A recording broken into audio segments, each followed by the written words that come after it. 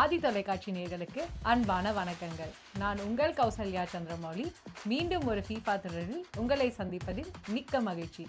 தூங்கா இரவுகளின் FIFA உலகக்கோப்பை 2026. வணக்கம் மக்களே, மீண்டும் ஒரு ஃபீஃபா உலக கிண்ணம் எபிசோட்ல உங்களை எல்லாம் சந்திக்கிறது உங்கள் அனோஜியா சுஜீவன்.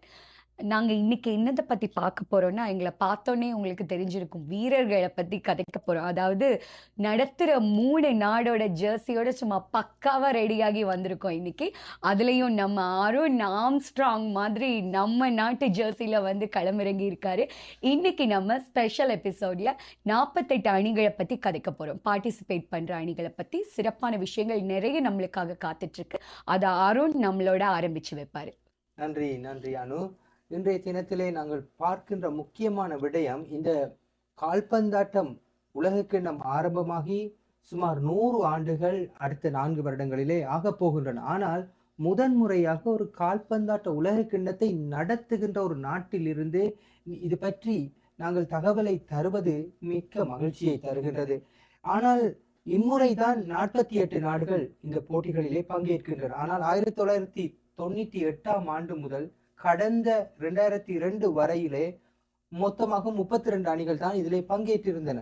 இம்முறை இந்த 48 நாடுகளை தெரிவு செய்வதற்காக சுமார் 210 தேசிய அணிகள் இந்த ஆரம்ப குவாலிஃபைங் ரவுண்ட்ஸிலே பங்கேற்றிருந்தன. ஆனால் இலகுவாக இந்த அணிகள் தெரிவாகின என்றால் நிச்சயமாக இல்லை. ஏனென்று சொன்னால், ஐரோப்பிய வலயத்தை பொறுத்தவரையிலே 4 தடவை உலக கிண்ணத்தை வென்ற இத்தாலி அதிலே பங்கேற்கவில்லை. அதே போன்று ஆப்பிரிக்க வலயத்திலே சூப்பர் ஈகிள்ஸ் எனப்படுகின்ற முக்கியமான நைஜீரியா அணி இல்லை. இங்கே இந்த சவுத் அமெரிக்காவிலே இருக்கின்ற முக்கியமான அணி CONCACAF எனப்படுகின்ற கப்பை பலமுறை வென்ற சிலி இம்முறை இல்லை. இப்படி பல முக்கிய அணிகள் இல்லாத நிலையிலும் 48 அணிகள் பலத்த போட்டிகளின் பின்னே தெரிவாகி இருக்கின்றன. சில நாடுகள், சின்ன நாடுகள் கூட இருக்கின்றன. வெறுமனே சனத்தொகை 150,000 பேர் இருக்கின்ற கொரசோ என்ற ஒரு நாடு கூட இருக்கின்றது இம்முறை உலக கிண்ணத்தில். இது பற்றி பல விடயங்களை உங்களுக்கு தரப்போகணும். அதற்கு முன்பாக இந்த போட்டிகளை நடத்துவதற்காக பெருந்தொகை பணத்தை நாடுகள் செலவழித்திருக்கின்றன. அதிலே குறிப்பாக கனடா மாத்திரம் $1 பில்லியன் அதிகமான பணத்தை செலவழிச்சிருக்கின்றது. அதிலே கனடாவிலே மொத்தமாக 13 போட்டிகள் நடக்கின்றன. அதிலே ஒவ்வொரு போட்டிக்காகவும் அவர்கள் செலவழிக்கின்ற தொகை $82 மில்லியன் என்பது மிக்க குறிப்பிடத்தக்கது. அதனை தவிர அமெரிக்கா இந்த முறை 625 மில்லியன் பணத்தை செலவழிக்கின்றது. ஆனால் கனடாவை விட அமெரிக்கா குறைவாக செலவழிக்கிறது என்று எண்ணக்கூடும். ஆனால் அவர்கள் கூறுகிறார்கள், அமெரிக்க அரசாங்கம், மத்திய அரசாங்கம் அவ்வளவு தொகையை செலவழித்தாலும் அமெரிக்காவினுடைய சிட்டி மற்றும் ப்ரொவின்சியல் மற்றும் தனியார் பிரைவேட் பார்ட்னர்ஷிப், இதன் மூலமாக பெருந்தொகை பணம் அதிலே செலவழிக்கப்படுவதாக கூறுகிறார்கள். இதனை தவிர மெக்சிகோ $8.5 பில்லியன் செலவழிக்கின்றது. இப்படி பெரும் தொகை பணத்தை செலவழித்துத்தான் இந்த போட்டிகளை நடத்துகிறார்கள். இதன் மூலமாக FIFA மாத்திரம் $12 பில்லியன் வருமானமாக ஈட்டும் என்று கூட எதிர்பார்க்கப்படுகிறது. அந்த வகையிலே பலத்த தயார்படுத்தல்களோடு நடைபெற போகின்ற இந்த போட்டிகளை நாங்களும் அதை பற்றி அறிக்கையிடுவதற்கு தயாராக இருக்கின்றோம். அனு, கௌசல்யா, மேலும் இது தொடர்பாக தகவலை வழங்குவதற்கு நான் தயாராக இருக்கின்றேன். இப்போ நம்ம 48 அணிகளையும் 12 பிரிவுகளாக பிரிச்சிருக்காங்க. A to L அப்படிங்கிற கேட்டகரிக்குள்ள அந்த 48 அணிகளும் வருது. அது என்னென்னு நாங்கள் பார்த்துடலாம். அடுத்ததாக ஆப்பிரிக்க வலயத்தில் இடம்பெற்றிருக்கின்ற நாடுகளை நாங்கள் பார்ப்போமானால், அதிலே Algeria, Cape Verde, Congo, Egypt, Ghana, Morocco, Senegal, தென்னாப்பிரிக்கா, துனிசியா போன்ற நாடுகள் இடம்பெற்றிருக்கின்றன. அடுத்ததா ஐரோப்பா வலயத்துக்குள்ள வந்து பார்க்குறோமானா, ஆஸ்திரியா, பெல்ஜியம், போஸ்னியா, குரோஷியா, செக்கியா, England, France, Germany, Netherlands, Norway, Portugal, Scotland, Spain, Sweden, Switzerland and Turkey.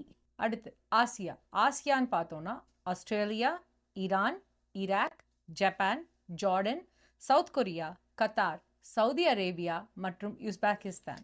நாங்கள் அடுத்ததாக பார்க்க போறது கொனெம்போல் எனப்படுகின்ற தென்னாப்பிரிக்க வலயத்திலே இருக்கின்ற நாடுகள். அதிலே பலருக்கும் பரிச்சயமான அர்ஜென்டினா, பிரேசிலை தவிர ஈக்குவடோர், கொலம்பியா, பரகுவே மற்றும் உருகுவே அணிகள் இடம்பெற்றிருக்கின்றன. அடுத்ததாக ஒஷானியா வலயத்திலே இருந்து ஆல் ஒயிட்ஸ் எனப்படுகின்ற நியூசிலாந்து இம்முறை உலக கிண்ணத்திற்கு தகுதி பெற்றிருக்கின்றது. இந்த உலக கிண்ணத்திலே பங்கேற்கின்ற 48 நாடுகளும் எவை எவை என்று நாங்கள் உங்களுக்கு தெரிய தந்தோம். அந்த வகையில் இந்த நாடுகளிலே ஒவ்வொரு நாடுகளை பற்றியும் அவை இதுவரையிலே சாதித்த விடயங்கள் பற்றி இப்போது பார்க்க போகின்றோம். அதிலே வட அமெரிக்க வலயத்திலே இடம்பெற்றிருக்கின்ற கனடா பற்றி நாங்கள் பார்ப்பதென்றால், முதலாவது உலக கோப்பையை அது 1986 ஆண்டிலே அது பங்கு பெற்று இருந்தது. அப்போது மெக்சிகோவிலே இந்த உலக கிண்ணம் நடைபெற்றது. அதிலே எந்த போட்டிகளிலுமே கனடா வெற்றி பெறவில்லை. அதனைத் தொடர்ந்து கடந்த உலக கிண்ண போட்டியிலே கட்டாரிலே பங்கு பெற்றிருந்தது 2வது தடவையாக. அதன் போது கூட கனடாவுக்கு ஒரு வெற்றி கூட கிடைக்கவில்லை. இம்முறை 3 போட்டிகளிலே கனடா பங்கேற்கின்றது. அதிலே ஒரு போட்டி முதலாவது ஜூன் 12ஆம் தேதியிலே பொஸ்னியாவோடு பங்கேற்க இருக்கின்றது. அதனைத் தொடர்ந்து இன்னொரு போட்டி கட்டாரோடு இருக்கின்றது 18ஆம் தேதி. அதனைத் தொடர்ந்து இறுதி போட்டி சுவிட்சர்லாந்து அணியோடு இருக்கின்றது. இம்முறை கனடா எவ்வளவு தூரம் பயணிக்கின்றது என்று கூற முடியாமல் போனாலும் கூட ஒரு வெற்றியையாவது பதிவு செய்ய வேண்டும் என்பதுதான் பலருடைய விருப்பமாக இருக்கும் என்பதிலே மிக இல்லை. கண்டிப்பா அருண், நீங்க சொன்ன மாதிரி எவ்வளவோ matches we are looking forward Canada team விளையாடுறதுக்கு. அதுல ஒரு வெற்றியாவது அவங்க கண்டிப்பா கொடுக்கணும் இல்லையா? அதே மாதிரி அடுத்த நாடு பிரம்மாண்டமா வந்து அவங்க உலக கோப்பைக்காக வெயிட் பண்ணிட்டு பண்ணக்கூடிய ஒரு நாடு, அதுவும் உலக நாட்டின் மிக சிறந்த ஒரு நாடுன்னு சொல்லலாம், விச் இஸ் யூஎஸ்ஏ. ஸோ யூஎஸ்ஏன்னு பார்த்தோம் அப்படின்னா அவங்க 12 உலக கோப்பை விளையாடி இருக்காங்க. அவங்க 12 விளையாடினது மட்டும் இல்லை, 3வது இடத்துல 1930 வந்திருக்காங்க. அதுக்கப்புறம் 2002 அவங்க வந்து இறுதி சுற்று வரலும் போயிருக்காங்க. அவங்களோட பிளேயர்ஸ் அந்த அணி நம்ம பார்த்தோம்னா அவங்களுக்கு ஆரம்பிக்கிற பேஸே அவங்க ஹோம் டெரிட்டோரியில் ஆரம்பிக்குது. அப்போ அவங்களுக்கு ஆடட் அட்வான்டேஜ் மட்டும் இல்லாமல் யூஎஸ்ஏல இருக்கக்கூடிய சாக்கர் பிளேயர்ஸுக்கு இருக்கக்கூடிய ஒன்று என்னன்னா ஃபிசிக்கல் ஸ்ட்ரென்த்தும் என்டூரன்ஸும். அந்த ஃபிசிக்கல் ஸ்ட்ரென்த்தும் என்டூரன்ஸ் பேஸில் அவங்க ரொம்ப அதிகமாக வந்து இந்த தடவை ஃபைனல்ஸ் வரலும் குவாலிஃபை ஆகி ஜெயிக்கிறதுக்கு நிறையா வாய்ப்பு இருக்குன்னு ஸ்டாட்டிஸ்டிக்ஸ் சொல்லுது. ஆமாம் கௌஷி, நீங்கள் கரெக்டாக சொன்னீங்க. அமெரிக்கா உலகத்துலேயே வல்லரசு நாடு, அது எல்லாருக்குமே தெரிஞ்ச விஷயம் எக்கானமியில். ஆனால் ஃபுட்பாலில் என்ன வேணாலும் நடக்கலாம், அதுக்கு யாருமே இதுக்கு பொறுப்பெடுத்துக்க முடியாது. ஆனால் நான் இன்னைக்கு மெக்சிகனா உங்கள் முன்னாடி வந்திருக்கேன். ஸோ வட அமெரிக்காவோட இப்போ லாஸ்ட் பார்ட்டான மெக்சிகோ நாடை பற்றி நான் உங்களுக்கு பேச போகிறேன். மெக்சிகோ பார்த்தீங்கன்னா உலகத்திலேயே உலக வரலாற்றிலேயே 18 முறை உலக கோப்பையில் பங்கேற்ற ஒரு வல்லரசான, அதாவது ஃபுட்பாலில் வலிமை நாடா திகழ்து இல்லையா? ஸோ அது மட்டும் இல்லை, 1970, அப்புறம் 1986, 2022 இந்த 2026 இந்த நாடுகளில் ஃபுட்பாலை நடத்தக்கூடிய முதல் பெருமை, அதாவது 3 தடவை இந்த நாட்டில் நடந்திருக்கிறதுக்கான வரலாற்று பெருமையை மெக்சிகோ பதிவு பண்ணியிருக்கு. இதை யாராலையும் மறுத்து பேச முடியாது. அப்புறம் பார்த்தீங்கன்னா 90ஆம் ஆண்டுகளில் இந்த நாடு பேன் பண்ணப்பட்டிருந்துச்சு. ஸோ அதால் விளையாட முடியாமல் போச்சு. அண்ட் 99 ஃபீஃபா கான்ஃபெடரேஷன் கோப்பையை கூட மெக்சிகோ அடிச்சிருந்துச்சு இல்லையா? ஸோ 94ஆம் ஆண்டுலேருந்து இந்த நாடு தொடர்ச்சியாக பங்கேற்றுட்டு வருது. ஸோ இந்த முறை எல்லாராலையும் எதிர்பார்க்கக்கூடிய ஒரு கப்படிக்கக்கூடிய நாடாக நான் எதிர்பார்க்குறேன். ஏன்னா என்னோட ஜெர்சி மெக்சிகோனால.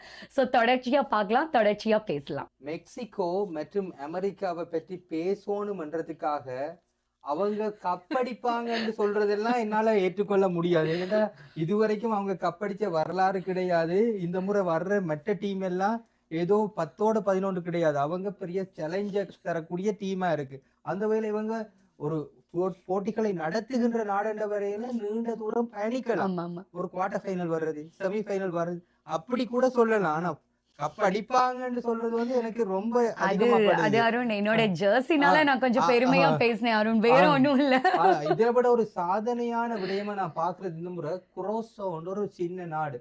அந்த நாட்டை பாத்தீங்கன்னா வெறுமனே 159,000 பேர் தான் அங்க வசிக்கிறாங்க. நான் யோசிக்கிறது எப்பயுமே இந்தியா மாதிரி 150 கோடி பேர் இருக்கிற, சைனா மாதிரி 150 கோடி பேர் இருக்கிற ஒரு நாடு கூட செய்ய முடியாத விஷயங்களை கூட இந்த சின்ன நாடு இந்த முறை ஃபுட்பால் வேர்ல்ட் கப்ல விளையாடுறன்றது ஒரு பெரிய வரலாற்று.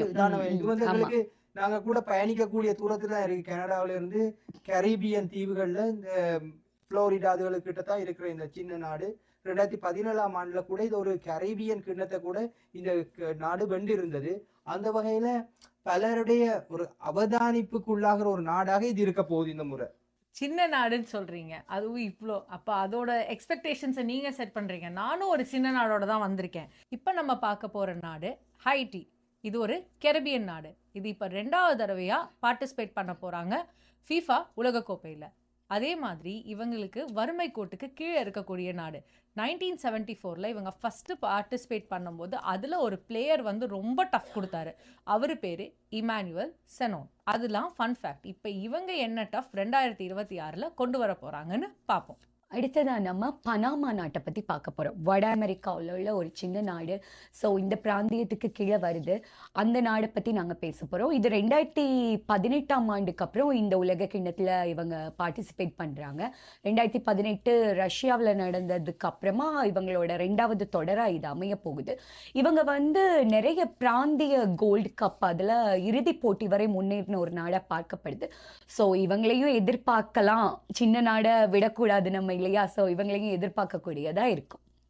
அடுத்ததா நாங்க பார்க்க போறது மிகவும் முக்கியமான ஒரு நாடு. போன முறை சாம்பியன் அடித்த அர்ஜென்டினாவை பற்றி பார்க்க போறோம். இதை பற்றி பேசுறதுக்கு நாங்க எதனையுமே பார்க்க கூட தேவையில்லை. ஏன்னா அந்த அளவுக்கு மனதுல பதிந்த ஒரு நாடு.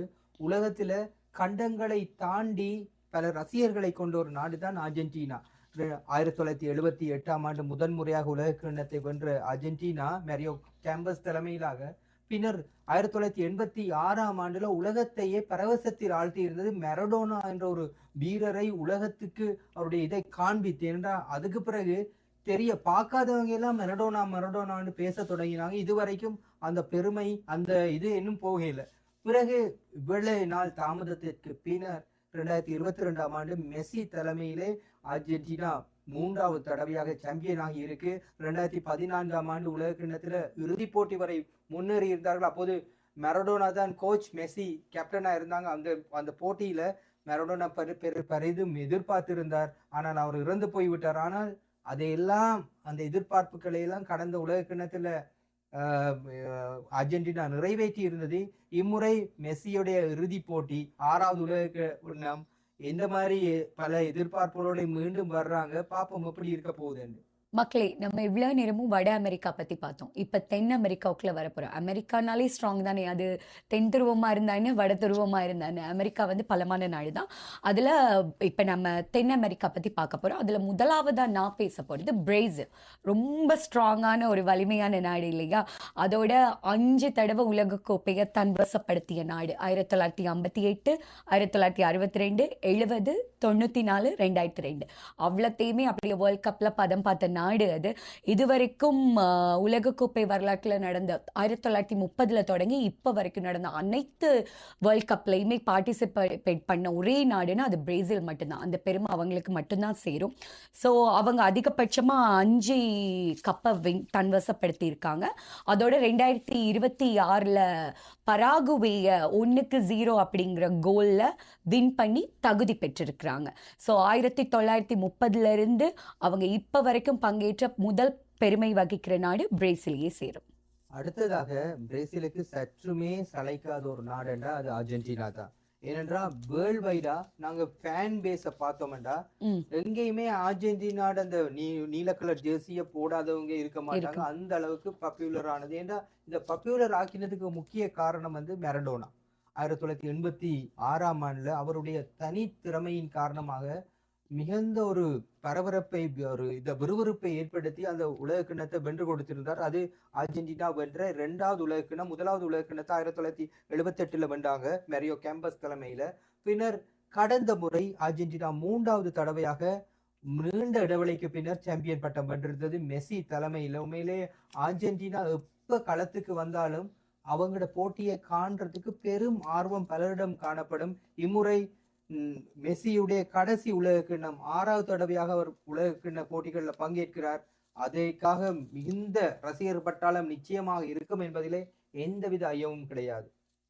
கண்டிப்பா மெஸ்ஸியை பார்க்கறதுக்கு நாங்க எல்லாரும் காத்துட்டு இருக்கோம். நானும் ஒரு சலிச்ச நாடோட வருவேனா. 14 முறையா இவங்க வந்து உலக கோப்பையில பார்ட்டிசிபேட் பண்ணியிருக்காங்க. அப்படி ஒரு நாடு அது வேற எந்த நாடுமே இல்லை, உருகுவே. ஸோ இது 1930 ஆண்டுலேருந்தே வந்து உலக கோப்பையில இருக்கு. அதுவும் இல்லாம இவங்க 14 முறையாக நான் சொன்னேன் இல்லையா பார்ட்டிசிபேட் பண்ணியிருக்காங்க. இதோட பாப்புலேஷன் வந்து கொஞ்சம் குறைஞ்ச நாடு. ஆனால் அப்படியும் நாங்கள் ஃபீஃபாவுக்கு சலிச்சவங்க இல்லைன்னு இன்னைக்கும் போட்டியா டஃப் காம்படிஷன் கொடுத்துட்டு இருக்காங்க. ஆமா, அடுத்ததான் நாங்க பார்க்க போறது பராகுவே. இந்த நாடை பத்தி சொல்லணும்னா 2010ஆம் ஆண்டுக்கு அப்புறமா ஒரு நீண்ட இடைவெளிக்கு பிறகு உலகக்கோப்பை போட்டியில களம் காண போற நாடு இது. இது மொத்தமா 9 முறை உலகக்கோப்பை போட்டிகள்ல பங்கு பெற்றிருக்காங்க இந்த நாடு. அதுலயும் பாத்தீங்கன்னு சொன்னா 2010ல் குவார்டர் ஃபைனல்ஸ்க்கு தேர்வு செய்யப்பட்டது தான் இவங்களோட சிறப்பம்சமா பார்க்கப்படுது. 16 ஆண்டுகளுக்கு அப்புறமா களம் காண போறாங்க. ஸோ இந்த நாடு என்ன பண்ண போகுது ஃபீஃபாவில்னு நாங்க பொறுத்திருந்து பார்க்கலாம். அடுத்து நாங்க பார்க்கறது ஒரு தென் அமெரிக்க நாடு தான், அதுதான் ஈக்வடோர். இம்முறை 5வது உலகக்கிண்ண போட்டிகள்ல அவங்க பங்கேற்கிறாங்க. 2006ஆம் ஆண்டுல அவங்க இறுதி 16 பேர் கொண்ட அந்த அணிகள்ல ஒன்றாக அவர்கள் முன்னேறி இருந்தார்கள். அதான் இதுவரையில உலக கிண்ணத்தில் அவர்கள் அதிக தூரம் பயணித்ததாகவும், இந்த முறை அவங்க பல எதிர்பார்ப்புகளோட வாராங்க. ஆனாலும் அவங்கள சுற்றி பல டஃப்பான அணிகள் இருக்கின்றபடியா எவ்வளவு தூரத்துக்கு முன்னேறுவாங்கன்று நாங்க பொறுத்து தான் பார்க்க முடியும். அதே மாதிரி அடுத்த நாடு கொலம்பியா. கொலம்பியா இது ஒரு திறமையான ஒரு நாடு. இதோட ஃபீஃபா உலகக்கோப்பை வரலாறுல பார்த்தோம்னா 6வது முறையாக இவங்க விளையாடுறாங்க. அதுவும் இல்லாம 2014ல் திறமையான ஒரு ஸ்ட்ரைக்கர் இங்க இருந்திருக்காரு, ஜேம் ராட்ரிகஸ். அவரோட இதுல அந்த டீம் அந்த நேரம் நல்லாவே வந்து வெற்றி பெற்று என்டியூரன்ஸ்ல ரொம்ப முன்னேறி இருக்காங்க. அதே மாதிரி இப்பயும் வந்து இறுதி வரையில அப்ப போனாங்க. இப்பயும் இவங்களுக்கு எக்ஸ்பெக்டேஷன்ஸ் இருக்கதான் செய்யுது. இதுல நீங்க கொலம்பியான்னு சொல்லும் போது எனக்கு ஒரு ஞாபகம் வருது. 1994ஆம் ஆண்டுல கொலம்பியா ஒரு பிளேயர் தான் ஆண்ட்ரேஸ் எக்ஸ்கோபர் என்ற பிளேயர் வந்து அவருடைய டீமுக்காக ஒரு ஓன் கோல் அடிச்சிட்டார். ஓன் கோல் அடிச்சதன் காரணமாக அவர் அமெரிக்காவில் நடந்த அந்த உலக கிண்ணத்தில் அவர் வீட்டை போன பிறகு அவரை சுட்டு கொண்டுடுறாங்க. ஏனென்றா அந்த போட்டிகள்ல கொலம்பியாவில் இருக்க போதை வஸ்து குழுக்கள் நிறைய காசை பெட் பண்ணி இருந்து அவங்க நினைச்சாங்க இவர் ஒழுங்கா விளையாடாம தண்டாடிக்கா எதிராகவே கோல் அடிச்சிட்டாங்கன்னு சொல்லி அவரை சுட்டு கொண்டாங்க. அது இன்னுமே ஒரு மிகவும் ஒரு கசப்பான மறக்க முடியாத ஒரு விடயமாக அமைந்திருக்கு. நாங்கள் இப்போது ஆசிய வலயத்தில் இடம்பெற்றிருக்கின்ற நாடுகளை பற்றி அவற்றின் வரலாற்றை பற்றி ஆராய இருக்கின்றோம். அதற்கு முன்பாக இப்போது நாங்கள் ஒரு முக்கியமான விடயத்தை கூற வேண்டும். ஏனென்றால் அண்மை காலமாக அதிகமாக கால்பந்தாட்டம் வளர்ச்சி கண்டு வருகின்ற நாடுகள் என்றால் அது ஆசிய நாடுகள் தான். இதற்கு உதாரணம் என்றால் உலகத்தின் அவதானத்தை தற்போது ஈர்த்து வைத்திருக்கின்ற சவுதி ப்ரோ லீக் போட்டிகள் சவுதி அரேபியாவிலே நடைபெற்று வருகின்றன. 2034ஆம் ஆண்டிலே சவுதி உலக கிண்ணத்தை நடத்த போகின்றது முதல் தடவையாக. அது மட்டுமன்றாமல் கடந்த உலக கிண்ணம் கூட கட்டாரிலே நடைபெற்றது. இப்போது நாங்கள் பார்க்கின்ற முக்கியமான நாடுதான் சவுத் கொரியா. இந்த சவுத் கொரியா 11 தடவைகள் இந்த உலகக்கிண்ண போட்டிகளிலே இடம்பெற்று இருக்கின்றது. அதிலே குறிப்பாக 2002ஆம் ஆண்டு சவுத் கொரியாவிலே நடைபெற்ற உலகக்கிண்ண போட்டிகளிலே அது 4வது இடத்தை பெற்றிருந்தமை குறிப்பிடத்தக்கதாகும். கரெக்டாக சொன்னீங்க. ஏஷியா நாடு அப்படின்னு பார்த்துருந்தா இது வரைக்கும் அவங்க உலகக்கோப்பத்தை வின் பண்ணி இருக்காட்டியும் கூட ஆனால் அதிக கூடின ரசிகர்களை கொண்ட ஒரு அமைப்பு இல்லையா ஏஷியா அப்படின்னு பார்க்கலாம். அதுக்கு தான் நாங்கள் ஆதி டிவி வந்து பேர் கொடுத்துருக்கோம் தூங்கா இரவுகளில் ஃபீஃபா உலக கிண்ணம்னு. ஏன்னா தூங்கா இரவுகள் அப்படின்னா அது ஏஷியன் வலையமைப்புக்கு தான் கரெக்டாக பொருந்தும்னு நான் நினைக்கிறேன். அண்ட் அடுத்ததாக பார்க்க போகிறோம்னா ஆஸ்திரேலியா நாடை பற்றி தான் நாங்கள் பார்க்க போகிறோம். இவங்க 1974ஆம் ஆண்டுல தான் முதல் முறையாக அவங்களோட பயணத்தை ஃபுட்பால் பயணத்தை ஆரம்பிச்சாங்க. இது அவங்களோட 7வது உலக கிண்ணம். அண்ட் இதில் பார்க்கணும்னா 2006 2022ல் 16 சுற்று வரைக்கும் தொடர்ச்சியாக போனதே அவங்களோட சிறப்பு அம்சமாக பார்க்கப்படுது. அப்புறமா பார்த்தா 2014 தொடர்ச்சியாக பங்கேற்றுட்டு வர ஒரு நாடு ஆஸ்திரேலியா.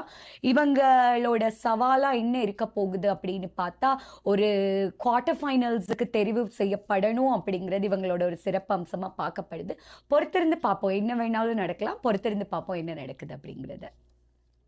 கண்டிப்பா அனுஜா, நீங்க சொன்ன மாதிரி பொறுத்திருந்து பார்ப்போம். அவங்க சொன்னாங்க இல்லையா 16 முறை அப்படின்னு, அதே மாதிரி இன்னொரு டீமும் 16 முறை முன்னேறி வந்திருக்கு. 16 சுற்று வந்து போயிருக்காங்க 4 முறையா. அந்த டீம் என்ன அப்படின்னா ஜப்பான். ஸோ ஜப்பான் வந்து நம்மளுக்கு தெரியும் எவ்வளவோ கஷ்டப்பட்டு பின்தங்கி இருந்து இன்னைக்கு ரொம்ப முன்னோட்டமாக முன்னேறி வந்த ஒரு நாடு. அதை பற்றி பார்த்தோம் அப்படின்னா 8வது வேர்ல்ட் கப் அவங்க விளையாடுறாங்க. இந்த 8வது வேர்ல்ட் கப்லயும் எல்லா வருஷமும் 2010 இருந்து அவங்க 16வது ரவுண்டு வரலும் போயிட்டு அதுக்கப்புறம் அவங்களால ஜெயிக்க முடியாம வந்திருக்காங்க. ஸோ இந்த ஒரு 2026வது இவங்க குவார்டர் ஃபைனல்ஸ் வரலும் போவாங்களான்னு பார்ப்போம். ஜப்பானை போன்றே கௌசல்யா ஆசிய வலயத்திலே ஒரு வலுவான நாடு, எப்போதுமே ஈரான் ஒரு வலுவான நாடாக இருக்கின்றது. இந்த முறை அவர்கள் 7வது தடவையாக உலகக்கிண்ண அதாவது ஃபைனல்ஸிலே பங்கேற்கிறார்கள். இந்த 7வது தடவையிலே பங்கேற்கின்ற அதே வேளையிலே ஈரானை பற்றி கூறுவதென்றால், ஈரான் எப்போதுமே ஆசிய வலயத்திலே டொமினேட் பண்ணுகின்ற ஒரு நாடாக இருக்கும். அவர்களுடைய ஃபுட்பால் ஆதிக்கம் என்பது எப்படி என்றால், அலி டே என்று ஈரானுடைய முன்னாள் வீரர், ஒரு காலத்திலே ரொனால்டோவுக்கு முன்னர் அவர்தான் சர்வதேச கால்பந்தாட்ட போட்டிகளிலே அதிக கோல்களை அடித்த வீரர் என்று அவருடைய பெயர் வரலாற்றிலே பதிவு செய்யப்பட்டிருந்தது. பிறகுதான் அதனை ரொனால்டோ முறியடித்தார். அந்த அளவுக்கு ஈரானுடைய ஆதிக்கம் இருக்கின்றது. இம்முறை கூட இந்த அமெரிக்காவுக்கும் இந்த ஈரானுக்கும் இடையிலே யுத்தம் ஆரம்பிக்கப்பட்டதன் பின்னர் ஈரானுடைய ஸ்போர்ட்ஸ் மினிஸ்டர் கூறியிருந்தால் தாங்கள் இம்முறை விளையாட்டு போட்டியிலே பங்கேற்க போவதில்லை என்று. ஆனாலும் அந்த ஈரானிலே ஃபுட்பாலுக்கு மிகப்பெரிய ஒரு செல்வாக்கு இருக்கின்றதன் காரணமாக, ரசிகர்களுடைய பெரும் அந்த ஆர்வம் இவற்றின் காரணமாக ஈரான் இப்போது விளையாடுவதற்கு இணங்கி இருக்கிறது. அவர்கள் முன்னர் அமெரிக்காவிலே தான் அவருடைய பேஸ் கேம்ப் இருந்தது. இப்போது மெக்சிகோவிலே அதனை அமைத்திருக்கிறார்கள். ஆனால் போட்டிகளுக்காக அவர்கள் அமெரிக்காவுக்கு சென்று வர வேண்டும். ஆனால் ஈரான் இம்முறை ஒரு பலமான ஆற்றலை அவர்கள் இந்த அமெரிக்காவுடனான அந்த போட்டியின் காரணமாக கூட அதிகமாக காண்பிக்கலாம் என்று கூட எதிர்பார்க்கப்படுகின்றது. ஆமா அருண், நீங்க சொன்ன மாதிரி 7வது முறை அப்படின்னு சொன்னீங்க இல்லையா, அந்த 7வது முறையோடய நானும் வரேன். சவுதி அரேபியாவை பத்தி பேச போறேன். சவுதி அரேபியா 7வது முறையா தன்னோட உலக கோப்பையில பார்ட்டிசிபேட் பண்ற நாடு. இந்த நாடை பத்தி சொல்லணும்னா 2022ஆம் ஆண்டு உலகத்திலேயே வலுப்பெற்ற நாடான அர்ஜென்டினா, அதுவும் மெஸ்ஸி தலைமையிலான அர்ஜென்டினாவையே தோற்கடிச்ச நாடு இது. ஒரு உலகத்தையே அப்படியே ஒரு மெசேஜ் இல்லையா அது. அது ரொம்ப சக்தி வாய்ந்த ஒரு விஷயமா பார்க்கப்பட்டது. 2018, 2022, 2026 இந்த 3 ஆண்டுகளிலுமே தொடர்ச்சியா பங்கேற்றுட்டு வராங்க. 2022ல அர்ஜென்டினாவை மெஸ்ஸி தலைமையில் இருக்கிற அர்ஜென்டினாவில் அடிச்சனால இந்த முறை இந்த நாட்டு மேல பெரிய எதிர்பார்ப்பு இருக்கு. ஸோ பொறுத்திருந்து பார்ப்போம் என்ன நடக்க போகுது அப்படிங்கிறது. கண்டிப்பா அனுஜா, பொறுத்திருந்தே பார்ப்போம் சவுதி தூக்குதா தூக்கலையான்னு. அதே மாதிரி ஈரானை பத்தியும் கேட்டுட்டோம். இப்ப இவங்க 2வது முறையா உலகக்கோப்பையில இப்ப கால் எடுத்து வைக்கிறாங்க. 1986லயும் இவங்க உலகக்கோப்பைய விளையாடினாங்க. ஒரு சின்ன விஷயம் என்னன்னா, 2007ல AFC அப்படிங்கிற ஒரு கப்பை ஜெயிச்சிருக்காங்க. ஸோ அந்த ஒரு விஷயம் அவங்க ஜெயிச்சதுனாலயும் இப்ப எக்ஸ்பெக்டேஷன்ஸ் கொஞ்சம் கூடியே இருக்கு. ஸோ வெயிட் பண்ணி பார்ப்போம். கௌசல்யா, நீங்க சவுதி என்ற உடனே சவுதிக்கு பக்கத்துல இருக்க கட்டார் தான் எனக்கு அடுத்ததாக வருகிறது. கட்டார் உங்களுக்கு தெரியும், போன முறை இதுவரை இல்லாத அளவுக்கு சிறப்பான ஒரு வேர்ல்ட் கப்பை நடத்தி இருந்தது தான் கட்டார். அவர்கள் அந்த அளவுக்கு ஸ்பெண்ட் பண்ணி அவ்வளவு அழகா நடத்தினேன். கட்டார்ன்றது உண்மையிலேயே டொரண்டோவோட சின்ன பகுதி. ஆனால் அதுக்குள்ள அவங்க 12 ஃபுட்பால் கிரவுண்டை டெம்பரரியா பலதை அமைத்து அதை டிஸ்மேண்டில் பண்ணி அப்படியெல்லாம் பல தொழில்நுட்ப டெவலப்மெண்ட்ஸை காண்பித்து அவர்கள் சிறப்பாக நடத்தியிருந்தார்கள். இந்த முறை அவங்களோட 2வது உலகக்கிண்ணம், இந்த முறை அவங்க அட்லீஸ்ட் ஒரு வேர்ல்ட் கப்பையாவது, ஒரு வேர்ல்ட் கப் கேமையாவது வெல்லணும் என்றுதான் அவங்களோட எதிர்பார்ப்பு. பார்ப்போம் எப்படி அவருடைய போட்டிகள் அமைய போகின்றது. ஆமா அருண், அது உண்மையிலேயே கட்டாரோட ஒரு போட்டி கனடாவோட இருக்கு இல்லையா, நம்ம கனடா. ஆமா, நம்ம கனடாவோட இருக்கு. அடுத்தது நான் பேச போற நாடு உஸ்பெகிஸ்தான் அப்படிங்கிற நாடை பத்தி பார்க்க போறோம். இது முதல் முறையா உலகக்கோப்பை வரலாற்றிலேயே ஃபுட்பால்ல காலடி எடுத்து வைக்க போற ஒரு முதல் தடவையா பதிவு செய்ய போறாங்க அவங்களோட பங்கேற்ப. அதாவது இவங்க நிறைய தகுதி சுற்றுக்கு வந்து ஃபைனல்ஸ் வரைக்கும் வந்து அவங்களுக்கு வாய்ப்பு கிடைக்கல. இந்த 2026ஆம் ஆண்டு நிறைய முக்கியமான நாடுகள் கூட இடம்பெறலாம். ஆனா உஸ்பெகிஸ்தான் வந்திருக்கிறது பெரிய விஷயமா பார்க்கப்படுது. அதோட இவங்க தான் முதன்முறையா உலகத்திலேயே மத்திய ஆசிய நாடான உஸ்பெகிஸ்தான் இடம்பெற்றிருக்காங்க. ஸோ அவங்கள நம்ம வெல்கம் பண்ணணும் இல்லையா, அது பெரிய விஷயம். ஸோ பொறுத்திருந்து பார்ப்போம். இவங்க என்னன்னாலும் சாதிக்கிறதுக்கான நிறைய வாய்ப்புகள் கூட இருக்கு. அண்ட் ஒரு குவார்டர் ஃபைனல்ஸோ இல்லை குவாலிஃபை ரவுண்ட்ஸோ வின் பண்ணணும் அப்படிங்கிறது தான் அவங்களோட கனவா இருக்கும் நான் நினைக்கிறேன். கண்டிப்பா அனுஜா, நீங்க கொண்டு வந்த மாதிரி இப்ப நானும் ஒரு நாடை கொண்டு வந்திருக்கேன். உலக வரலாற்றில் முதல் முறையாக இந்த நாடு வந்து ஃபீஃபாக்குள்ள கால் எடுத்து வைக்குது. அத்தனை குவாலிஃபிகேஷன்ஸ் ரவுண்ட் எதுலேயுமே அவங்க குவாலிஃபை ஆகல. ஆனால் சின்ன சின்ன கப்ஸ் எல்லாமே ஜெயிச்சிருக்காங்க. அப்படி ஒரு நாடு ஜார்டன். ஸோ ஜார்டன்கிற நாடை நம்ம வெல்கம் பண்ணுறது மட்டும் இல்லாமல் அவங்க என்னென்ன ஃபீஃபால பண்ண போகிறாங்கங்கிறத பொறுத்திருந்து பார்ப்போம். இப்போ நம்ம பார்க்க போகிறது ஆப்பிரிக்கா கண்டத்தை பற்றி. இங்கே இருக்கிற பிளேயர்ஸ், இங்கே இருக்கிறவங்க எல்லாருக்குமே வந்து நிறையா ஸ்ட்ரென்த், இன்டூரன்ஸ், அதே மாதிரி இவங்களுக்கு எல்லாமே இருந்தும் இவங்களால ஏன் வந்து இது வர முடியலன்னு நம்ம யோசிப்போம். ஏன்னா பொருளாதாரம், அந்த பொருளாதாரம் மட்டும் இவங்களுக்கு இருந்திருந்ததுன்னா இங்கே இருக்கக்கூடிய இவங்க ஒரு உலகக்கோப்பை இல்லை நிறையாவே எடுத்திருப்பாங்க. இவங்களுக்குன்னு ஒரு ஃபேன் பேஸ் எப்பயுமே இருக்கு.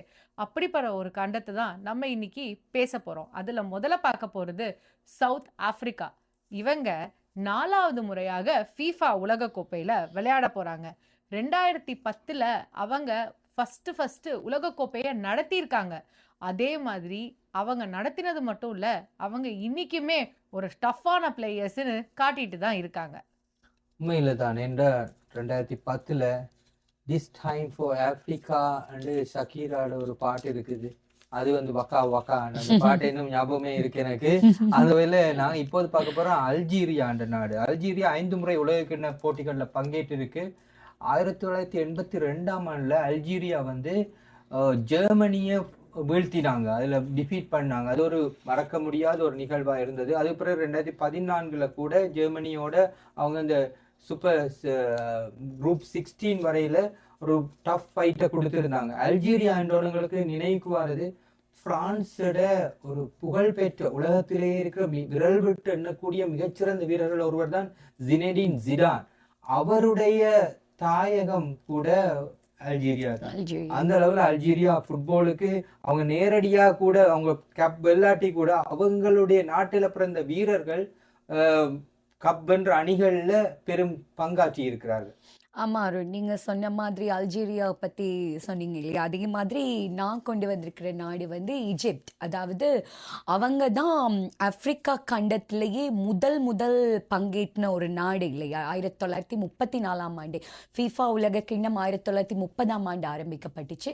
ஆனால் அடுத்த 2வது உலக கிண்ண போட்டியிலே கலந்து கொண்ட முதல் ஆப்பிரிக்க கண்ட நாடுன்ற பெருமை வந்து ஈஜிப்டை தான் சேரும். அவங்களோட 4வது உலக கிண்ண போட்டி இது. அவங்க ஆப்பிரிக்கா கண்டத்தோட 7 முறை சாம்பியன் பட்டம் வென்ற ஒரு பலமான நாடு.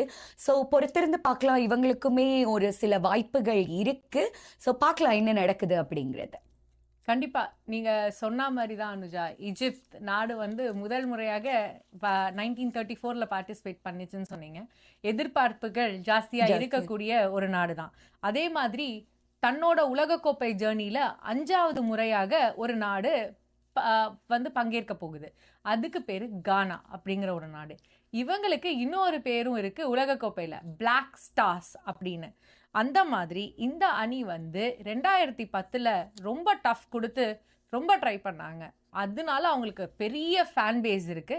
இப்ப இந்த தடவை அவங்க என்ன பண்றாங்கங்கிறத பார்ப்போம். கௌசல்யா, அடுத்ததாக ஆப்பிரிக்க வலயத்தில் இருக்கிற ஒரு முக்கியமான நாட்டை தான் நாங்கள் பார்க்க போறோம், மொராக்கோ. கடந்த உலக கிண்ணத்தை பார்த்தவங்க மொராக்கோவோட பெர்ஃபார்மன்ஸை உண்மையிலேயே மறக்க முடியாது. அவங்க வந்து செமிஃபைனல் வரைக்கும் முன்னேறி ஆப்பிரிக்கா வலயத்தில இருந்து ஃபர்ஸ்ட் டைமாக ஆப்பிரிக்கன் கண்டினென்ட்ல இருந்து செமிஃபைனல் போன நாடு, அரப் நாடுகள்ல 1வது செமிஃபைனல் வந்த நாடு என்ற பெருமைக்குரிய நாடு தான் மொராக்கோ. இந்த முறை 7வது உலக கிண்ணத்துல பங்கேற்கிறாங்க.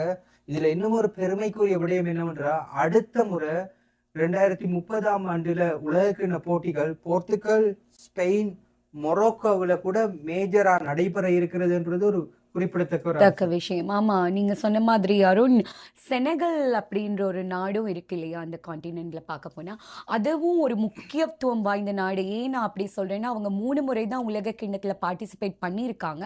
ஆனாலுமே 2002 அவங்க பிரான்ஸையே வீழ்த்தினாங்க இல்லையா, வீழ்த்தி தான் காலிறுதிக்கு தகுதி பெற்றாங்க. ஸோ ரொம்ப அதிக அளவிலான ரசிகர்களை கொண்ட ஒரு ஆப்பிரிக்கா கண்ட நாடா செனகல் பார்க்கப்படுது. ஸோ அந்த நாடு பிரான்ஸை வீழ்த்தினால அந்த நாட்டுக்கும் இந்த முறை நிறைய எதிர்பார்ப்புகள் இருக்கு. ஸோ ஆப்பிரிக்கா நாட்டில் இதுவும் ஒரு பலம் வாய்ந்த நாடா பேசப்படுது. கண்டிப்பா எதிர்பாராததை எதிர்பாருங்கள். அதே மாதிரி இப்போ கேபோ வெர்டே அப்படிங்கிற ஒரு நாடை பத்தி பார்க்க போறோம். இது ஆப்பிரிக்கா கண்டத்தோட ஒரு தனி தீவு நாடு. முதல் முறையாக இவங்க இப்போ வேர்ல்ட் கப்புக்கு தன்னோட காலை எடுத்து வச்சிருக்காங்க. அதுவும் இல்லாம இவங்க எந்த வகைக்கு ஜெயிக்க போறாங்க, டஃப் கொடுக்க போறாங்கன்னு கொஞ்சம் பொறுத்திருந்து பார்ப்போம். கௌசல்யா, நான் இப்போ கூற போற நாடு ஐவரி கோஸ்ட். இந்த நாட்டை பற்றி நாங்க நிறைய பற்றி தெரியாம இருந்தாலும் கூட அந்த நாட்டின் வீரர்கள் ஐரோப்பாவில் இருக்க முன்னணி லீக்ஸ்ல விளையாடுறவங்க. அதுல வந்து டிடியர் ட்ரொக்பான்றவரை நாங்க பலரும் தெரிஞ்சிருக்க வாய்ப்பு இருக்குது. டிடியர் ட்ரொக்பா இந்த ஐவரி கோஸ்ட் வந்து கடந்த சில உலக கிண்ணங்களை தவற விட்டு இருந்தாலும் கூட இந்த முறை மீண்டுமாக அவங்களுக்கு ஒரு விளையாடுறதுக்கு ஒரு சந்தர்ப்பம் கிடைத்திருக்கு. 2 முறை அவங்க ஆப்பிரிக்கன் சாம்பியன் பட்டத்தை வென்றிருந்த ஐவரி கோஸ்ட் இந்த முறை 4வது தடவையாக உலக கிண்ணத்துல பங்கேற்கின்றமை குறிப்பிடத்தக்கது. அதே மாதிரி டுனிசியா அப்படிங்கிற ஒரு நாடு இருக்கு இல்லையா, அதுவும் இந்த முறை 7வது உலக கோப்பையை அவங்க பார்க்குறாங்க. ஸோ அவங்க முதல்ல 1978ஆம் ஆண்டு உலக கோப்பையில் இறங்குனாங்க. அந்த 78ஆம் ஆண்டிலேயே முதல் வெற்றியை பதிவு செஞ்சாங்க. அப்படி பார்க்க போனால் ஆப்பிரிக்கா கண்டத்திலேயே முதல் வெற்றியை பதிவு செஞ்ச நாடு அப்படிங்கிற பெருமை டுனிசியாவை தான் போய் சேரும் இல்லையா. ஸோ அவங்களும் 3 முறையாக தொடர்ந்து 2018, 2022, 2026 களம் கண்டுட்டு வராங்க. இவங்க நாக் அவுட் சுற்றெல்லாம் கடந்து சந்திச்சதே இல்லை. ஸோ அதுக்கான வாய்ப்புகள் இவங்களுக்கு இருக்கா அப்படிங்கிறத பார்க்கலாம். இப்போ காங்கோ அப்படிங்கிற ஒரு நாடை பத்தி பார்க்க போறோம். இவங்க 2வது தடவையா உலக கோப்பையில கால் எடுத்து வைக்கிறாங்க. முதல் முறையா 1974ல வந்து ஜேர் அப்படிங்கிற ஒரு பேர்ல இந்த நாடு விளையாண்டது. அதுக்கப்புறம் இப்போ ரொம்ப காம்படிஷன்ஸ்க்கு அப்புறமா அவங்க உலக கோப்பையில கால் எடுத்து வைக்க போறாங்க. கொஞ்சம் எக்ஸ்பெக்டேஷன்ஸும் இருக்கு, பார்ப்போம். மக்களை, நம்ம இவ்வளவு நேரமும் எல்லா கண்டங்களையும் பற்றி பேசிட்டோம். கடைசியாக நம்ம பேச போறது யூரோப் கண்டம். ரொம்ப முக்கியமான கண்டம். பல விதமான உலகத்திலேயே ரசிகர்கள், ஃபுட்பாலுக்குன்னு தனிப்பட்ட ஒரு ரசிகர்கள் கூட்டம் இவங்களுக்கு இருக்கு. ஆண்களா இருக்கட்டும் பெண்களா இருக்கட்டும் 2 தரப்புலையுமே அதிகூடின ரசிகர்கள் கூட்டத்தை கொண்ட ஒரு கண்டம்னா அது யூரோப் கண்டம் தான். ஏன்னா இந்த நாடு வந்து நிறைய யூரோப் லீக்குகளை நடத்தக்கூடிய ஒரு யூரோப் கண்டமா பார்க்கப்படுது. ஜெர்மன், இதுல இருக்கிற நாடுகள் வந்து German, Italy, France, Spain, England, இந்த எல்லா நாடுமே கப் அடிச்சிருக்கிறாங்க. ஸோ அதுவும் 1 முறை 2 முறை அப்படி இல்லை 4 முறை. ஜெர்மனி 4 முறை, இட்டாலி 4 முறை, அந்த மாதிரி அடிச்ச நாடுகள் நிறைய இருக்கு இந்த லிஸ்ட்டுக்கு கீழே. அந்த வரிசையில் நான் என்னோட ஃபேவரேட்டா ஆரம்பிக்க போறது பிரான்ஸ் தான். ஆமா, பிரான்ஸ் வந்து ஒரு ரொம்ப சக்தி வாய்ந்த நாடா பார்க்கப்படுது. இது அவங்களோட 17வது உலக கோப்பை. 1998 மற்றும் 2018ஆம் ஆண்டுல கப்பு வின் பண்ணாங்க இவங்க. அதே மாதிரி 2006, 2022 கூட தன்னோட கப்பை நழுவ விட்ட ஒரு நாடு. ரொம்ப எதிர்பார்ப்புக்கு மத்தியில 2வது இடம் பிடிச்சாங்க. அது உலகத்துல எல்லா ரசிகர்களையுமே கவலைக்கு உள்ளாக்கிச்சு. அது எல்லாரும் நிறைய பேர் எதிர்பார்த்துட்டு இருந்தாங்க பிரான்ஸ் அடிக்கும் அப்படின்னு. ஸோ அது நடக்கல. இந்த முறை அடிக்குமா இல்லையான்னு பார்க்கலாம். ஆனா அது அடிக்கணும் அப்படிங்கிறது உலகத்துல இருக்கிற நிறைய பேரோட ஒரு ஆசையா இருக்கு. பிரான்ஸை பொறுத்தவரையில அதுல முக்கியமான மையமே இப்போது கிலியன் எம்பாப்பே என்ற வீரர் தான். அந்த பிரான்ஸை நாங்க எப்பயுமே கண்டெண்டரா வச்சிருக்கிறதுக்கு அவருடைய பெர்ஃபார்மன்ஸும் காரணமா இருக்கு. அந்த வகையில இப்போ நாங்க பார்க்க போறது வந்து இங்கிலாந்து என்றாலே வேர்ல்ட் வைடாக இங்கிலீஷ் பிரீமியர் லீக் ஒரு ரசிகர்கள் நிறைந்த ஒரு டூர்னமெண்டாக இருக்கிறது. அந்த வகையில இந்த முறை இங்கிலாந்து வந்து ஒரு பலம் வாய்ந்த அணியாக இருக்கு. என்றா ரேங்கிங்ல ஸ்பெயின், பிரான்ஸுக்கு அடுத்ததா கூட இங்கிலாந்தை பாக்குறாங்க. இந்த முறை இங்கிலாந்துல வந்து நல்ல சிறந்த வீரர்கள் இருக்காங்க. ஹாரி கேன் அவங்களோட கேப்டனை தவிர ஜூட் பெலிங்ஹாம் போன்ற அற்புதமான உலகத்தரம் வாய்ந்த வீரர்கள், அதுக்கப்புறம் மார்க் ரஷ்ஃபோர்ட், பீட்டர் ஃபோல்டன் போன்ற பல வீரர்கள் அங்கே இருக்கிறாங்க. அப்ப நாங்க எல்லாருமே இங்கிலாந்துக்காக கூட ரூட் பண்றதுக்கு தயாரா இருக்கிறோம். ஆனா 1966ஆம் ஆண்டுல இங்கிலாந்துல நடந்த உலக கிண்ணத்துல தான் முதன்முறையாக இங்கிலாந்து கோப்பையை கைப்பற்றிட்டாங்க. அதன் பிறகு பல எதிர்பார்ப்புகள் இருந்தாலும் கூட அவங்களால குவார்டர் ஃபைனல், செமிஃபைனலை தாண்டி முன்னேற முடியல. பாப்போம் இந்த முறை எப்படி இருக்குமாண்டு. கண்டிப்பா அருண், நீங்க சொன்ன மாதிரி இங்கிலாந்து வந்து முதல் தடவையா அவங்க உலக கோப்பை அப்ப ஜெயிச்சாங்க. இப்போ செமிஃபைனல்ஸ், குவார்டர் ஃபைனல்ஸ் வரலும் உள்ள வராங்கன்னு நீங்க சொல்லியிருக்கீங்க. இப்போ 4 முறையாக உலக கோப்பை ஜெயிச்ச ஒரு நாடு. அதே மாதிரி வேர்ல்ட் வார் 2லயும் ரொம்ப ஒரு தாக்கம் நிறைஞ்ச ஒரு நாடு. அப்படின்னு பார்க்கும்போது நம்ம ஜெர்மனியை பேசித்தானே ஆகணும். அப்ப ஜெர்மனி அவங்க வந்து 13 முறையாக உலகக்கோப்பை அவங்க வந்து பார்ட்டிசிபேட் பண்ணியிருக்காங்க. அதில் எப்பயுமே வந்து இந்த டீம் டஃப் மட்டும் இல்லை, செமிஃபைனல்ஸ், ஃபைனல்ஸ் வரலும் போவாங்க. இவங்களுக்கு அவ்வளோ ஃபேன் பேஸ் இருக்குது. அப்படி அவங்க மிகச்சிறந்த விளையாடின ஒரு கேம் 2014. இந்த வருஷம் அந்த கேம் வந்து அவ்வளோ பேஷனட்டாக அத்தனை பேர் ஃபாலோ பண்ணி பார்த்த ஒரு மேட்ச். இப்போ இவங்க தெரிக்க விடுறதுக்கு ரெடியாக இருக்காங்க, நம்மளும் பார்க்க ரெடியாக இருப்போம். ஆமாம் கௌஷி, அதே மாதிரி நான் கொண்டு வந்திருக்கிற ஒரு நாடு ஆஸ்திரியாவை பார்த்தோம்னா ரொம்ப ஆண்டு காலத்துக்கு அப்புறம் 28 வருஷத்துக்கு அப்புறம் ஃபுட்பாலில் காலடி எடுத்து வைக்கிறாங்க. அதாவது 1998ஆம் ஆண்டுக்கு அப்புறமா அவங்களோட நீண்ட பயணத்துக்கு அப்புறமான ஒரு மேட்ச் இது. அவங்க இது வரைக்கும் 9 தடவை இதில் உலகக்கோப்பையில் பங்கு பெற்றிருக்காங்க. 1954ஆம் ஆண்டு இவங்க 3வது இடம் பிடிச்சது தான் இவங்களோட சிறப்பு அம்சமாக பார்க்கப்படுது. பார்க்கலாம், ரொம்ப ஆண்டு காலத்துக்கு அப்புறம் வாரனால ஏதாவது ஒரு பிரேக் கொடுக்க போறாங்களா இல்லையான்னு பார்க்கலாம். அடுத்து நான் பேச போற அணி, உலகத்துல சில நேரம் டம்மா துண்டு தான் பவர்ஃபுல் ஒரு இது இருக்கு. அது மாதிரி சின்ன நாடு, ஆனா உலகத்துல அனைத்து அபிமானத்தையும் பெற்ற ஒரு நாடு தான் குரோஷியா. 7வது முறை உலக கிண்ணத்துல அவங்க பங்கேற்கிறாங்க. மிகுந்த எதிர்பார்ப்போடு அவங்க வராங்க. ஏன்னா 2018ஆம் ஆண்டுல குரோஷியா வந்து இறுதி போட்டி வரைக்கும் முன்னேறி இருந்தது. அதில் தவிர 1998, 2022 கடந்த உலக கிண்ணத்துல அவங்க 3ஆம் இடத்துக்கு அவங்க முன்னேறி இருந்தாங்க. குரோஷியாவில் இருக்கிற லூகா மோட்ரிக் என்ற அவங்களோட கேப்டன் தான் இந்த முறை 6வது உலக கிண்ணத்துல பங்கேற்க போகிறார். உண்மையிலேயே இதுல முக்கியமா என்ன கூறா, அவர் வந்து கோல்டன் பூட் இதெல்லாம் வென்ற ஒரு சிறந்த ஒரு வீரர். அவங்க வந்து எப்பயுமே தங்களுடைய சைஸ் சின்னனா இருந்தாலும் அவங்களோட பெரிய நாடுகளுக்கு சவால் விடுக்கிறதுல ஒரு நாளுமே சளைத்தவர்கள் அல்ல என்பதை பல தரம் நிரூபிச்சிருக்கிறாங்க. இந்த முறை கூட அவங்க நீண்ட தூரம் பயணிக்கிறதுக்கு வாய்ப்பு இருக்குது. கண்டிப்பா அருண், நீங்க சொன்ன மாதிரி குரேஷியா ஒரு சின்ன நாடு, நிறையா வந்து எக்ஸ்பீரியன்ஸ், அவங்களோட அந்த திறமைகள் அதெல்லாமே இருக்கிற நாடுன்னு சொன்னீங்க. இப்போ நானும் அந்த மாதிரி ஒரு நாடு தான் கொண்டு வந்திருக்கேன், நோர்வே வந்து ஒரு அவங்களுக்கு வந்து நிறையா வளங்கள் இருந்தாலும் இவங்க 4வது தடவையாக உலகக்கோப்பை விளையாட போகிறாங்க.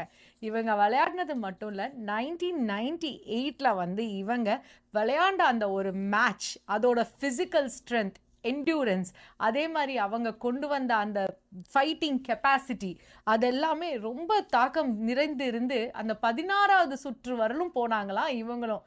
ஸோ இப்போ இந்த டீம் எவ்வளோ டஃப் கொடுக்குதுங்கிறத வெயிட் பண்ணி பார்ப்போம்.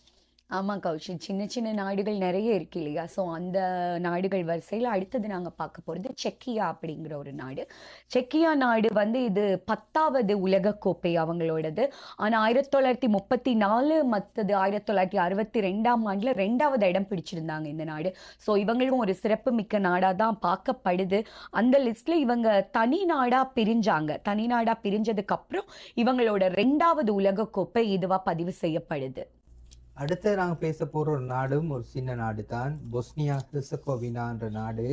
இவர்கள் வந்து 2014 முதலாவது உலக கிண்ணத்தில் பங்கேற்று இந்த முறை 2வது.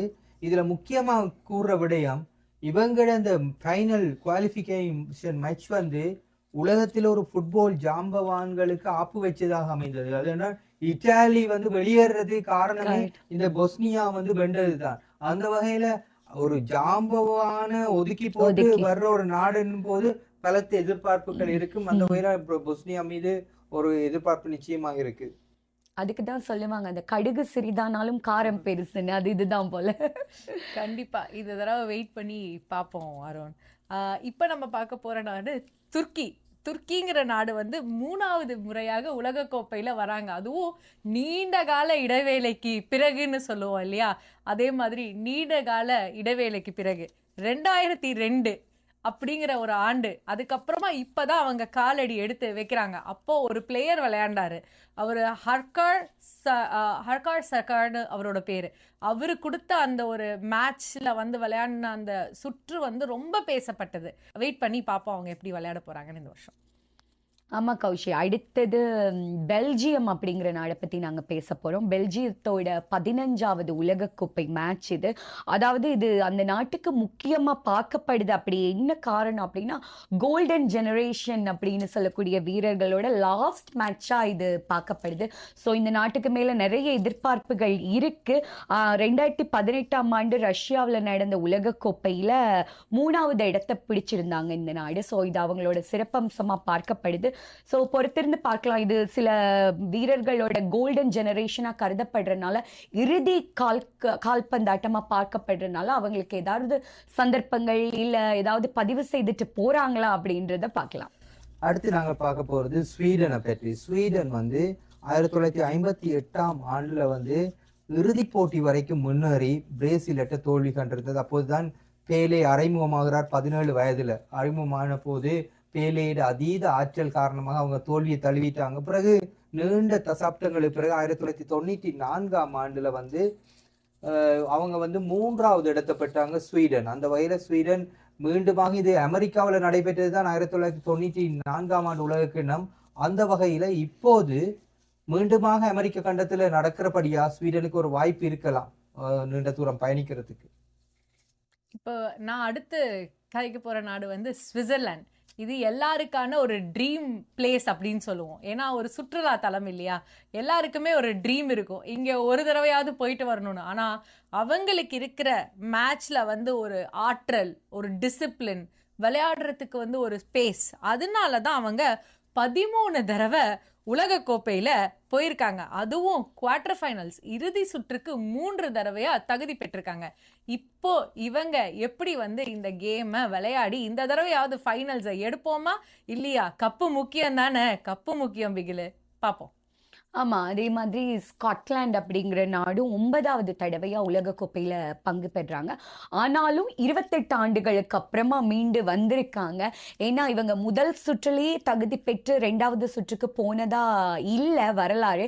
ஸோ அதை வரலாறா பதிவு செய்யறது தான் அவங்களோட முழுநேர நோக்கா இருக்கும் அப்படிங்கிறத பார்க்கலாம். ஸோ ஸ்காட்லாந்து சாதிக்குமா, 2வது சுற்றுக்கு அவங்க போவாங்களா அப்படின்றது பார்ப்போம், பொறுத்திருந்து பார்ப்போம் என்ன நடக்க போகுது அப்படின்றத பார்க்கலாம்.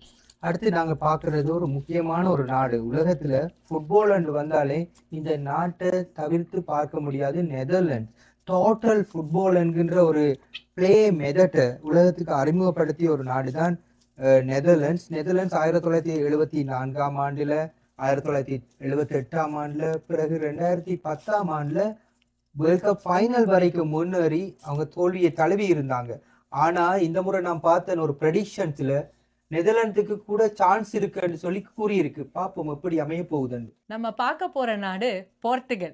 இது எனக்கு தெரிஞ்சு அருணோட ஃபேவரட் நாடுன்னு நினைக்கிறேன். ஏன்னா இந்த ஒரு பிளேயரை பத்தி தான் அருண் அடிக்கடி பேசுவாரு. எடுத்த உடனேயுமே இந்த FIFA உலக கோப்பையில அவர் அடிக்கடி எடுத்த பேர் கிறிஸ்டியானோ ரொனால்டோ. இப்படி இந்த ஷாட் இது பண்ணிருக்காரு, அது பண்ணிருக்காருன்னு அவரை பத்தியே தான் பேசுவாரு. இப்ப அந்த நாடை பத்தி நம்ம பாக்குறோம். அப்போ அவங்க 9வது முறையா உலக கோப்பையில இப்ப காலடி எடுத்து வச்சிருக்காங்க. அதுவும் இல்லாம இவங்க 1966ல 3வது இடம் பெற்று அவங்க அதை முன்னேற்றி வந்திருக்காங்க. இப்ப என்னதான் இவ்வளோ விளையாண்டாலும் அந்த டீமுக்கு டஃப் கொடுக்கறதுக்கு பிளேயர்ஸ் ரெடியா இருக்காங்க. நான் இன்னும் கொஞ்சம் டீட்டெயில்ஸ் இந்த கிறிஸ்டியானோ ரொனால்டோவை பத்தி அருண் இருக்காரு, கொஞ்சம் கேட்டு தெரிஞ்சுப்போமே. இந்த முறை அவங்களுக்கு மேல நிச்சயமாக ஒரு டெஸ்டினி அவங்களுக்கு இருக்குன்னு பலரும் கூறுறாங்க. அது நடக்குமா இல்லையா பாப்போம். ஏன் கனடாவோட ஜெர்சியை போட்டுட்டு உட்கார்ந்துருக்கீங்க, அப்ப அவங்க சொல்றாங்க உங்களோட ஃபேவரட் கண்ட்ரி அதுன்னு, அப்ப இதுதான் உண்மை. Okay okay. ஸோ அடுத்ததா இறுதியா நம்ம யூரோப் கண்டதுல பேச போற நாடு ஸ்பெயின். அது 2010ஆம் ஆண்டுல உலக கோப்பையை தட்டு தூக்கின நாடு இல்லையா? ஸோ இந்த நாட்டுக்கு ஒரு ஸ்பெஷல் இருக்கு. அது என்னன்னு பார்த்தோம்னா, பந்தை தங்களுக்குள்ளேயே பரிமாற்றிக்கொள்ளக்கூடிய, வேகமா பரிமாற்றிக்கொள்ளக்கூடிய டிக்கி டாக்கா அப்படிங்கிற ஒரு விளையாட்டு முறையை அறிமுகப்படுத்தின நாடும் அண்ட் தன்வசம் வச்சு கொள்ளக்கூடிய ஒரு நாடும். ஸோ இதுக்கு நிறைய ரசிகர்கள் இருக்காங்க இந்த நாட்டுக்கு. இந்த நாடும் ஒரு எதிர்பார்க்கத்தக்க ஒரு முக்கிய புள்ளியில இருக்கக்கூடிய ஒரு நாடு. பார்க்கலாம், என்ன வேணாலும் நடக்கலாம், எந்த நாடு வேணாலும் இந்த முறை கப்படிக்கலாம். ஸோ பொறுத்திருந்து பார்ப்போம் என்ன நடக்குதுங்கிறது. என்னன்னா ஸ்பெயினை பற்றி கூறும்போது உண்மையிலே ஸ்பெயின் இந்த முறை மிகுந்த ஃபேவரேட்ஸான டீமா வருது ஸ்பெயின். எப்பயுமே 2010க்கு முதல் ஒரு அண்டர்டாக்ஸா தான் ஸ்பெயின் இருந்திருக்கு. ஏன்னா அவங்க தான் முக்கியமான லா லீகா போன்ற கிளப் கேம்ஸ் எல்லாம் அங்கதான் ஃபேமஸ். அந்த டீம் வந்து நீண்ட எதிர்பார்ப்புகளுக்கு பிறகு 2010ல வென்றது. இந்த முறை கடைசியா நீங்க பாத்தீங்கன்னா யூரோ கிண்ணத்தை கூட ஸ்பெயின் தான் வென்றது. கடைசியா நடைபெற்ற யூரோ கிண்ணத்தை 2 வருடத்துக்கு முன்னர் ஸ்பெயினோட லமைன் ஜமால் என்ற 16 வயது வீரர் உலகத்தினுடைய பல ரசிகர்களை இப்ப பல்லாயிரக்கணக்கான ரசிகர்களை உள்வாங்கிய ஒரு வீரராக இருக்கு. இப்ப நாங்க இப்படி கிரிக்கெட்ல வைபவ் சூரியவன்சியை பற்றி பேசுறோம், அது மாதிரி லமைன் ஜமால் தான் இப்ப எல்லா உலக வீரர்களை விட அதிகமா பேசப்படுற ஒரு வீரராக இருக்கிறார், இளம் வீரராக. அந்த வகையில நீண்ட எதிர்பார்ப்புகளுக்கு பிறகு பலத்த எதிர்பார்ப்புகளோட ஸ்பெயின் வந்து இருக்கு. இந்த முறை டீம் இந்த முறை உலக கிண்ணத்துக்கு வராங்க. அந்த நேரத்துல நாங்க ஓஷானியா வலயத்துல வந்து நாங்க நியூசிலாந்தை பற்றி பார்க்க போறோம். நியூசிலாந்து வந்து 3வது முறையாக உலக கிண்ண போட்டிகள்ல பங்கேற்கிறாங்க. 2010ஆம் ஆண்டு நியூசிலாந்து வந்து விளையாடும் போது அந்த உலக கிண்ணத்துல 3 போட்டிகளுமே ட்ரோ பண்ணி பலத்த எதிர்பார்ப்புகளை பலத்த அபிமானத்தை பெற்றிருந்தாங்க. அந்த வகையில இந்த நியூசிலாந்து என்றாலே ஸ்போர்ட்ஸுக்கு அவங்க ஒரு ஃபேமஸ் தான். இந்த முறை கூட அவங்களுக்கு நிறைய எதிர்பார்ப்போட இந்த முறை போட்டிகள்ல பங்கேற்கிறாங்க. கண்டிப்பா அருண், நீங்க சொன்ன மாதிரி தான். நியூசிலாந்து அப்படிங்கும்போது வந்து அவங்களுக்கு எவ்வளோ தூரம் வந்து அந்த ஒரு ஓப்பனிங் இருக்கு. அது 3வது முறையாக வராங்க, அதுவும் தனி கண்டம் இல்லையா? ஸோ எக்ஸ்பெக்டேஷன்ஸ் கொஞ்சம் கூட ஜாஸ்தியாக தான் இருக்கும். மக்களே, இவ்வளவு நேரமும் எங்களோட நிகழ்ச்சி கொஞ்சம் நீண்ட தூரமா உங்களுக்காக பயணிச்சிருந்தாலும் கூட மிக முக்கியமான தகவல்களை நாங்க உங்களுக்காக இன்னைக்கு கொண்டு வந்திருந்தோம். அதாவது 48 நாடுகள், எந்தெந்த கண்டங்களுக்கு கீழே இந்தந்த நாடுகள் பார்ட்டிசிபேட் பண்ண போகுது, அதுக்கு அந்த நாடுகளோட மிக சிறப்பம்சங்கள் என்னென்ன அப்படின்றத மிக குறுகிய நேரத்தில் உங்களோட நாங்கள் பகிர்ந்துக்கிட்டோம். அதோட தொடர்ந்து உங்களுக்கு ஃபேவரட்டான நாடுகளுக்கு சப்போர்ட் பண்ணுங்க, எதிர்பார்ப்புகளை வைங்க. அடுத்து 6 வார காலங்களும் உலகமே அனைத்து விடயங்களையும் மறந்து கால்பந்தாட்டத்திலே மூழ்கி இருக்க போகின்றது. நீங்கள் கூட இன்றைய காலகட்டத்திலே பிள்ளைகள் இந்த AI உலகத்திலே அனைத்து விடயங்களையும் உடனடியாக மறந்து விடுகிறார்கள். இவர்களுக்கு வரலாறு ஞாபகம் இல்லை, புள்ளி விவரங்கள் தெரியவில்லை என்றெல்லாம் கவலைப்பட்டு கொண்டு இருக்காமல் இந்த உலக கிண்ணத்தை இதற்கான வாய்ப்பாக எடுத்துக்கொண்டு அவர்களுக்கு ஒரு விளையாட்டை அறிமுகப்படுத்துவதோடு மட்டுமல்லாமல் இவற்றை கூட நீங்கள் அறிமுகப்படுத்த விடலாம். இதன் மூலமாக ஒரு நாடுகளின் கலாச்சாரங்களை அறிந்து கொள்வார்கள், அவர்களின் வரலாற்றை அறிந்து கொள்வார்கள். இதன் மூலமாக அவர்கள் பல்வேறு விதமான இந்த தனிமைப்படுத்தல்களில் இருந்து தம்மை பாதுகாத்துக் கொள்வதற்கு இந்த ஃபுட்பால் மிக ஒரு பயனுள்ளதாக அமையும் என்பதிலே எந்த விதமான சந்தேகமும் இல்லை. இப்போ நம்ம நிகழ்ச்சியோட இறுதி கட்டத்துக்கு வந்துட்டோம். அடுத்த வாரம் நம்ம ஃபீஃபாவோட பிளேயர்ஸை பற்றி பார்ப்போம். ஸோ இப்போ வந்து ஒவ்வொரு கண்ட்ரீஸை பார்த்தோம். இனிமே அதில் விளையாடின பிளேயர்ஸை பற்றி பார்த்து அவங்கள பற்றி நிறைய விஷயங்கள் தெரிஞ்சுப்போம். ஆதி டிவியுடன் இணைந்தமைக்கு நன்றி. உலக கிண்ணத்திற்காக உலகமே ஆவலோடு எதிர்பார்த்து இருக்கின்ற இந்த வேளையிலே ஒவ்வொரு நாடுகளை பற்றி நாங்கள் ஒரு அறிமுகத்தை உங்களுக்கு தந்திருந்தோம். எதிர்வரும் நம்முடைய தொடரிலே நாங்கள் வீரர்களை பற்றி உங்களுக்கு அறிமுகப்படுத்த இருக்கின்றோம். அந்த வகையிலே தூங்கா இரவுகளில் உலக கிண்ணம் 2026 பற்றி ஆதி தொலைக்காட்சியோடு இணைந்திருந்தமைக்கு நன்றிகளை தெரிவித்து விடைபெறும் நான் அருண் ஆரோக்கியநாதன். தூங்கா இரவுகளில் ஃபீஃபா உலக கிண்ணம் 2026 மீண்டும் ஒரு அழகான நிகழ்ச்சியில உங்களை எல்லாரையும் சந்திக்கும் வரை உங்களிடமிருந்து விடைபெறுவது உங்கள் அனோஜியா சுஜீவன். நன்றி, வணக்கம். இன்று விடைபெறும் நான் உங்கள் கௌசல்யா சந்திரமௌலி.